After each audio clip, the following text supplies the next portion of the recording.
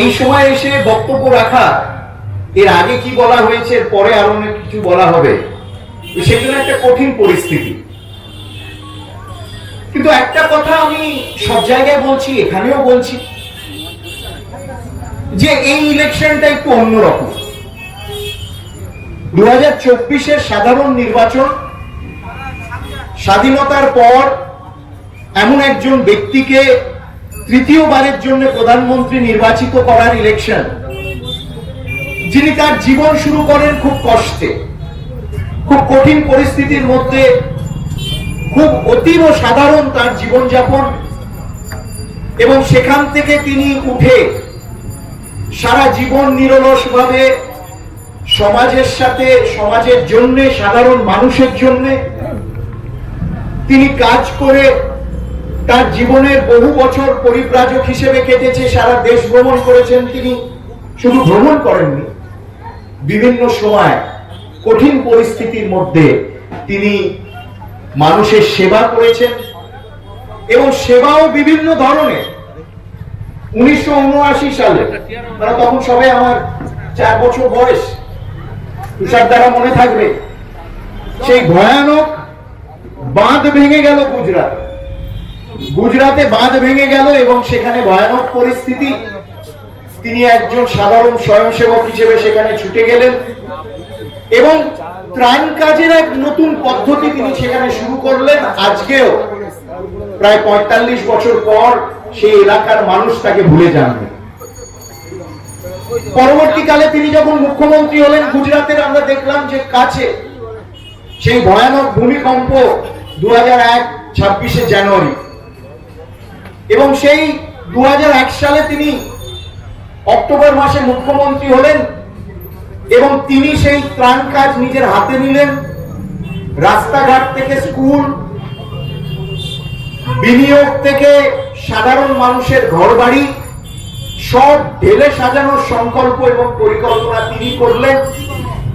এবং একজন খুব দক্ষ মুখ্যমন্ত্রী, প্রশাসক হিসেবে নরেন্দ্র মোদী এমন একটি দৃষ্টান্ত সেখানে স্থাপনা করলেন যে সারা পৃথিবী আজকে বলে যে এক কাজ, সেই ভূমিকম্প, যে ভূমিকম্পতে প্রায় 20,000 মানুষ প্রাণ হারিয়েছিল, কয়েক লক্ষ মানুষের বাড়ি একেবারে ধ্বংসীভূত হয়ে গেছিল, তিনি কিভাবে সেইখানে পুরো ঘুরে দাঁড় করালেন পরিস্থিতি, এবং আজকের দিনে দাঁড়িয়ে সারা পৃথিবীর কাছে কাজ সেই একটি মডেল হয়ে উঠল।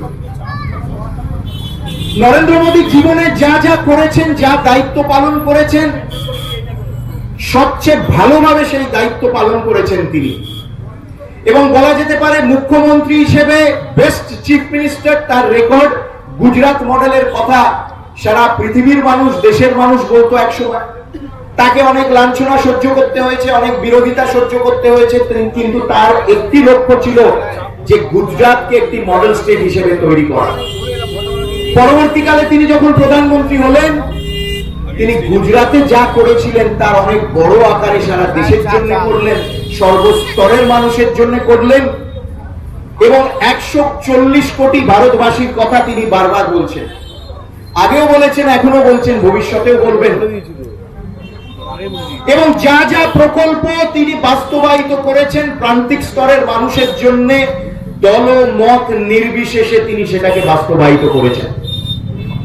এখানে একটি মডেল রয়েছে, যে মডেল বলে যে যদি স্বাস্থ্যসাথী কার্ড নেওয়া হয় তাহলে একটি দল করতে হবে, অন্য দল করা যাবে।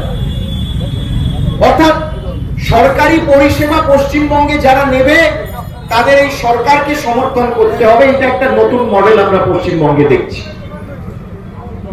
নরেন্দ্র মোদীর জন্য তিনি যখন 19,000 কোটি টাকা জল প্রকল্পের জন্য পশ্চিমবঙ্গের জন্য বরাদ্দ করলেন, তিনি ভেবে দেখেননি, বা তার মাথার, তার মানে মানসিকতায়, তার মনে, তার হৃদয়ে একবারের জন্য এই কথা আসে না যে আমরা তো পশ্চিমবঙ্গে ক্ষমতায় নেই, তাহলে ওই টাকা কেন দেব। জল সবার জন্য তিনি যখন 520 কোটি টাকা বরাদ্দ করলেন এই রাজপুর, সোনারপুর, বারুইপুর এলাকার জন্য জল সরবরাহ করবেন, তখন তিনি একবারের জন্য কিন্তু ভাবেননি যে 15 বছর ধরে আমাদের সাংসদ নেই এখানে, বিজেপি কোনোদিন জেতেনি যাদবপুর লোকসভায়, এত জল দিয়ে কি হবে, ও তো সব জলে যাবে, এ কথা তিনি বলেননি। 520 কোটি টাকা জল সরবরাহ প্রকল্পে